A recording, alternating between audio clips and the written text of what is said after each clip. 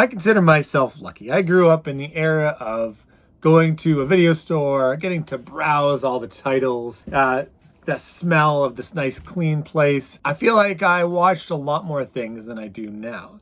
And the first thing I always did was, boom, straight to the horror section. And I feel like the last 10 years or so, I just haven't really been able to get into horror. I don't know if it's just my changing taste or if I just plain don't like it as much anymore. But the one person that I really followed was anything that came out that was based on Clive Barker's work. And so when I saw a new Hellraiser come out with a pretty good trailer, I thought, maybe this one's for me. Maybe this is the movie that's going to reignite that spark and get me back into horror movies. The first thing I'll say about Hellraiser is Jamie Clayton did an excellent job as Pinhead. What is it you pray for? Very dark and brooding, and not on the screen a lot, but when she was, absolutely menacing. And this really did a good job of playing homage to the original Hellraiser movies as I remember them. I actually didn't think this was as gory as some of the other movies were back in the 80s, early 90s. And actually, when I was researching this video a little bit, I didn't realize that they've been releasing them quite a bit in the 2000s too. So maybe there's some movies I should go back and check out. So the first question, audience, I have for you is, are any of those other ones were released in the 2000s worth checking out?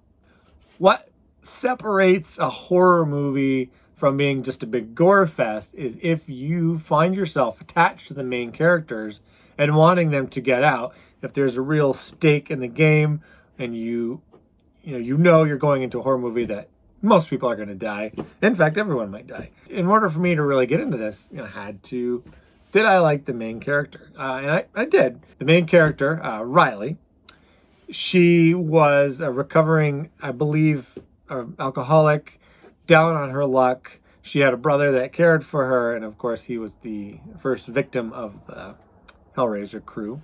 And she's the one that stumbled upon the most dangerous Rubik's Cube in the world. And so I dug it. I got into it. It seemed like this was a person looking for redemption. And of course, she stumbles upon this awful killing machine. And she has to then try to get through the Rubik's Cube so that she can try to get her brother back. Although, if you're a fan of this movies, you know that there's never going to be a happy ending for this one. And so she goes through a bunch of trials and her friends are slowly killed off. So I thought it was all right. I thought they set a good atmosphere for this kind of movie. The thing that horror movies, in my mind at least, have to be very careful of is coming off cheesy, which probably sounds funny coming from me because I watch a ton of comic book movies. So I enjoyed the story. I thought it was kind of your run-of-the-mill horror movie. Our main character trying to get away from the bad guys, trying to save her brother. Everybody keeps dying off in fun, different graphic ways. But I guess I'm not as into horror movies because I thought the pace was a little slow, even though it was only 2 hours. What really struck me is the visuals. Especially when we go to one of the main characters' mansion. He actually built a mansion that was able to capture Pinhead and friends. And I thought that was quite interesting, especially when they reached all the requirements to get, I guess, you speak to a higher power. And so that was pretty cool. That's kind of what kept me going in this. And it was the old school horror movie vibe I thought was back. For some reason, newer movies don't capture that. So it was definitely, I enjoyed it more because it's October and it's scary movie time.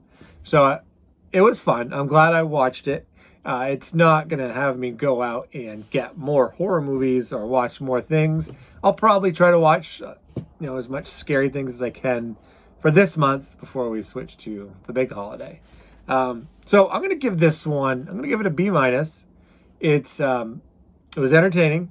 It did give me a little sense of nostalgia because it It wasn't like the watered down horror movies that we have now. The action was a little slow for me. I wish it could have picked up a little bit, but that's all right. I don't mind some good storytelling in there. Visuals, outstanding. I think if you're a horror movie film fan, you're actually going to absolutely love this. If you're someone that doesn't like gore or just isn't into horror movies, I don't think it's going to sway your mind either way. So let me know. I've seen a lot of positive buzz before this one came out. Did you love it? Are you a horror fan? Are you like me, who you were a horror fan as a kid and you've just kind of grown out of it a little bit? I'm curious to know. Also, make sure you hit that subscribe button. Give me a thumbs up or thumbs down. The best part, though, after you do that, you will have access to every time I break a video, because when you watch my videos, you're going to find something to brag about.